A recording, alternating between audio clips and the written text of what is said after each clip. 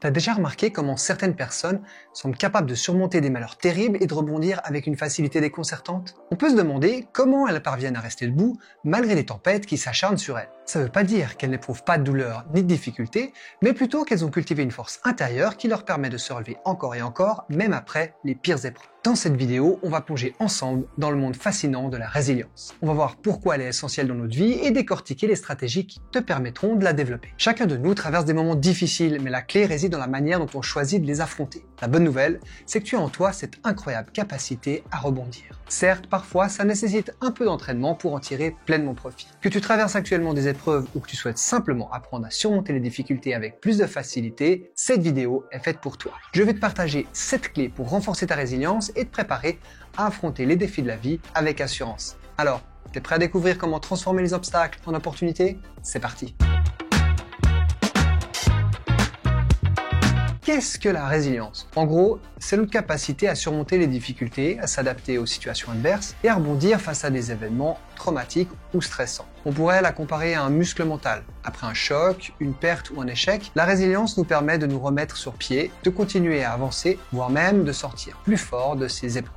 Mais attention, ça ne veut pas dire que tu n'es jamais affecté par les difficultés. C'est juste que, quoi qu'il arrive, tu es capable de trouver en toi la force de te relever. C'est pas une capacité innée, mais plutôt une compétence qui peut être développée. En fait, le concept de résilience trouve son origine dans la physique. À la base, c'est la capacité d'un matériau à retrouver sa forme initiale après avoir été déformé. C'est Boris Cyrulnik, un neuropsychiatre français, qui a vraiment popularisé ce concept. Il explique que la résilience n'est pas simplement survivre aux épreuves, mais aussi trouver du sens dans ce qui nous arrive et à partir de là, se reconstruire. Ce processus nous permet de transformer une expérience négative en une force. Effectivement, comme on dit souvent, ce qui ne nous tue pas nous rend plus forts. Bien sûr, à condition de savoir comment l'utiliser à son avantage. La résilience, c'est un processus dynamique qui implique des interactions entre des facteurs individuels, c'est-à-dire toi, et environnementaux, c'est-à-dire la vie et tes différents entourages. Alors bien sûr, elle ne signifie pas une absence de stress ni de souffrance,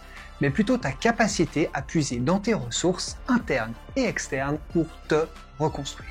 Elle est notamment influencée par des caractéristiques telles que le soutien social, les stratégies d'adaptation et l'estime de soi. Un exemple typique de résilience est celui des personnes qui ont perdu un être cher. Après une période de deuil et de souffrance, on parvient généralement à reprendre le cours de notre vie, à retrouver du sens et parfois à tirer des enseignements de cette épreuve. La neuroplasticité de notre cerveau joue un rôle clé dans la résilience. Selon des études en neurosciences, notre cerveau est capable de se reconfigurer en réponse à des expériences nouvelles, même négatives. Ça te permet donc d'adapter tes réactions émotionnelles face aux futurs événements stressants.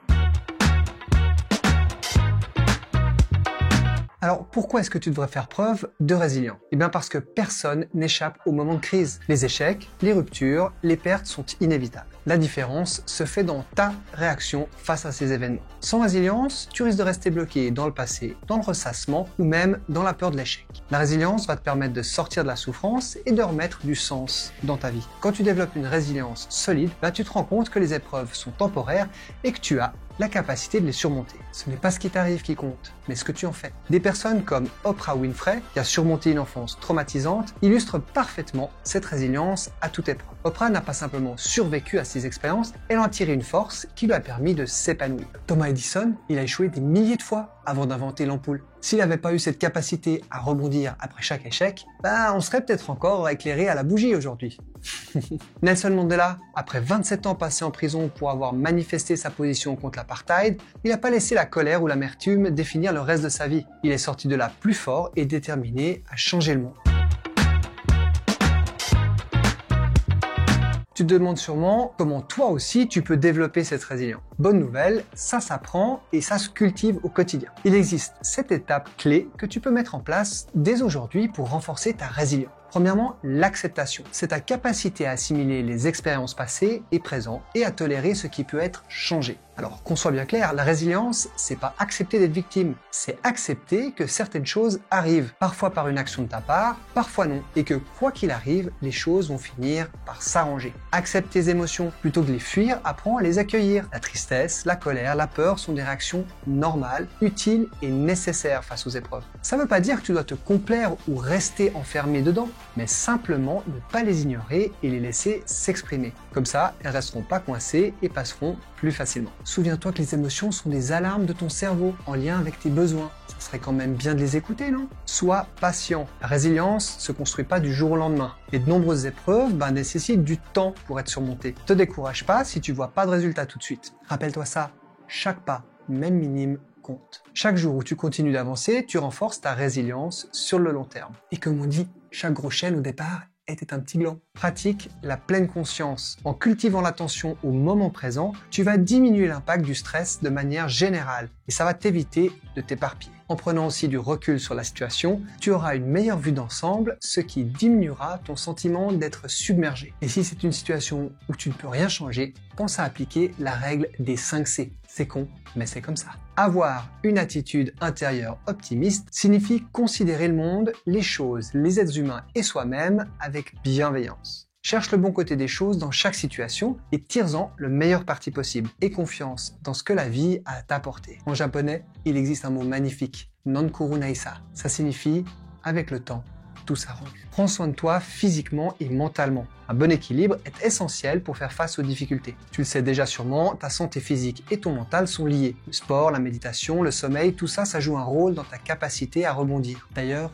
tu trouveras des vidéos à propos de ces sujets sur cette chaîne. Plus tu prends soin de toi, plus tu seras résilient. Pratique la gratitude. Alors, ça peut paraître perché, mais pratiquer la gratitude, même dans les moments difficiles, ça change ta perspective et ta vibe. Te focaliser chaque jour sur les éléments positifs, c'est leur donner une plus grande place dans ta vie. Tu deviens alors mentalement plus fort et plus positif face aux épreuves. Rappelle-toi que tes pensées ont un impact énorme sur ta résilience. Alors identifie tes pensées négatives ou limitantes et essaie de les remplacer par des visions optimistes. Tu peux même tenir un journal de gratitude où tu notes chaque jour 3 choses pour lesquelles tu es reconnaissant. Ça peut être des événements ou des rencontres qui t'ont particulièrement réjoui. Une astuce qui peut t'aider, c'est de remplacer le mot échec par expérience, apprentissage, essai ou tentative et transforme le mot problème en défi, opportunité.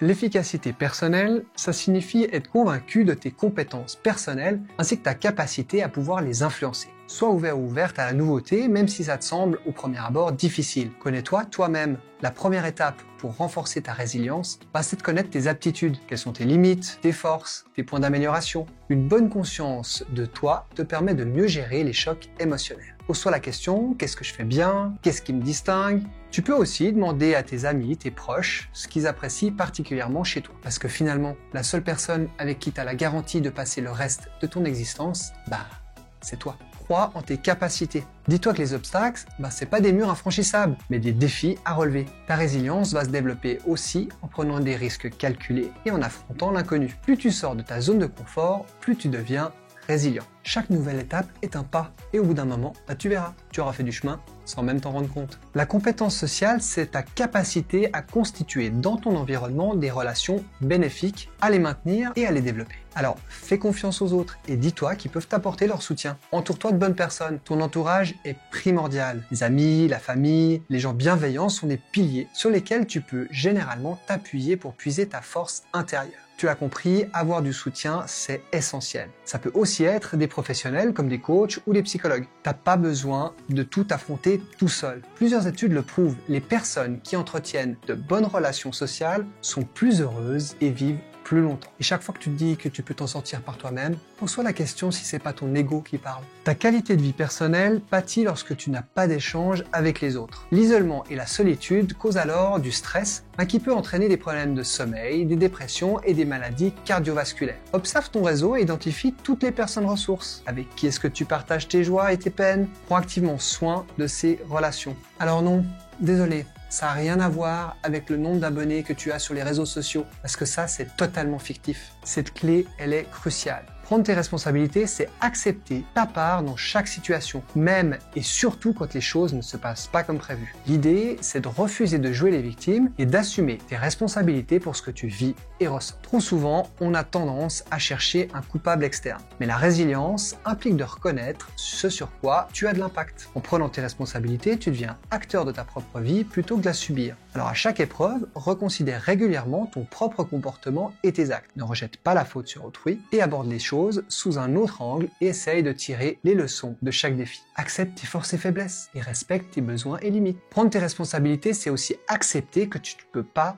tout contrôler. Parfois, les circonstances sont hors de ta portée, mais ce que tu peux toujours choisir, c'est ta réaction face à ces circonstances. Concentre-toi sur ce que tu peux faire pour avancer. Ça va te permettre de reprendre le pouvoir et de te renforcer. Je ne te le répéterai jamais assez, ce n'est pas ce qui t'arrive qui compte, mais ce que tu en fais. La recherche de solutions, c'est en fait décider des actions qui font du bien et qui font avancer. Donc, attaque-toi aux choses au lieu de faire preuve de passivité et de t'abandonner aux pensées négatives. Recherche et utilise toute marge de manœuvre que tu as, même minime. Même quand tout te semble bloqué, il y a toujours une marge de manœuvre. Cherche-la, vois où tu peux agir et focalise-toi sur ce qui fonctionne. Alors, ça ne veut pas forcément dire contrôler la situation, mais plutôt trouver des leviers pour avoir un effet positif et constructif. Oui, parce que le contrôle, c'est une illusion. La vie se charge de te montrer que tu peux pas tout contrôler. Les difficultés que tu traverses en sont la preuve. Cherche du sens. Demande-toi pourquoi cette épreuve t'arrive. Qu'est-ce que tu peux en tirer? Qu'est-ce que cela vient réveiller en toi et pourquoi ça vaudrait la peine de travailler dessus? Quand tu trouves un sens à ce que tu vis et à ce que tu fais, la situation devient plus facile à surmonter. Chaque difficulté, chaque souffrance peut en fait devenir une leçon. Donc la clé, c'est de voir les événements douloureux comme des opportunités d'apprentissage et de croissance, mais pas comme une fin en soi. Le sens, c'est la direction à suivre. Donc quand tu le trouves, ça facilite ta motivation. Ta capacité à te projeter dans l'avenir suppose de résister aux pulsions à court terme pour voir plus loin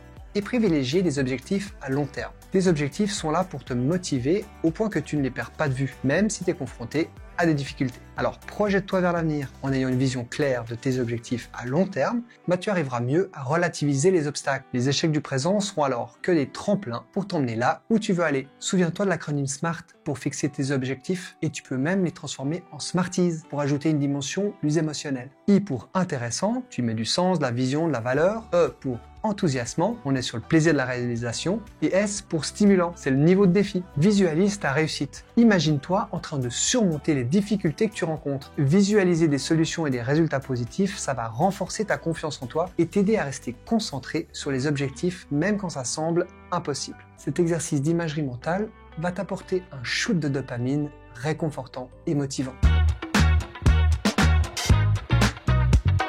Alors bien évidemment, les épreuves de la vie, c'est pas forcément des grands drames. La résilience, c'est aussi s'adapter aux petits défis du quotidien. Louper un train, foirer une présentation, s'engueuler avec un proche, faire face à une critique. Donc vois chaque petit obstacle comme une occasion de renforcer cette capacité de résilience. Alors la prochaine fois que tu te trouves face à une difficulté, rappelle-toi que tu as les outils pour la surmonter. C'est en toi. D'ailleurs, rappelle-toi de la dernière fois que tu as dû faire face à un échec. Comment est-ce que tu as réagi? Peut-être que tu t'es découragé sur le coup, mais que quelques jours, quelques semaines ou peut-être quelques mois plus tard, tu as trouvé la force de te relever. Ou peut-être que tu es encore en train de travailler là-dessus. Et ça, c'est ok. Ça fait partie du processus. D'ailleurs, ça m'intéresse que tu partages une difficulté que tu as surmontée et dont tu es fier. Mets-la en commentaire, comme ça tu pourras inspirer des personnes qui en ont besoin. Est-ce que tu savais que J.K. Rowling, l'auteur d'Harry Potter, en fait elle a essuyé des dizaines de refus de maisons d'édition avant que son manuscrit soit accepté. Elle était sans emploi dans la difficulté financière, pourtant elle n'a pas abandonné. Aujourd'hui ses galères sont derrière et son succès est immense. Et ce succès, il est directement lié à sa capacité de persévérer. Et ça ne veut pas dire qu'elle n'a pas encore des galères régulièrement. Un autre exemple, Jules Ripstein. En 2008, il est amputé d'une jambe suite à un accident de moto alors qu'il était passionné de triathlon. Et en 2024, il a remporté la médaille d'or aux Jeux Olympiques de Paris et il est quadruple champion du monde. À ton avis, il devait se sentir comment au réveil suite à son accident quand il a vu qu'il lui manquait une jambe? C'est sa capacité à se montrer patient et résilient qui ont permis d'en arriver là, avec évidemment une immense dose de travail, c'est sûr. Tu l'auras compris, la résilience, ça consiste pas à éviter la souffrance ni à l'ignorer, mais à y faire face de manière constructive. Les 7 clés que je t'ai données sont simples et puissantes pour autant que tu les appliques régulièrement. D'ailleurs, mets-moi en commentaire quelle stratégie tu vas utiliser en premier. Voilà, j'espère que cette vidéo t'a plu et surtout qu'elle t'a été utile. Pense à la liker si elle t'a inspiré et puis partage-la pour que d'autres puissent aussi renforcer leur résilience. La meilleure manière de soutenir et de continuer à suivre mon travail, c'est simplement de t'abonner. Merci d'avance. Et n'oublie pas, ce n'est pas ce qui t'arrive qui compte, mais ce que tu en fais. D'ici la prochaine vidéo, prends soin de toi. À bientôt. Ciao!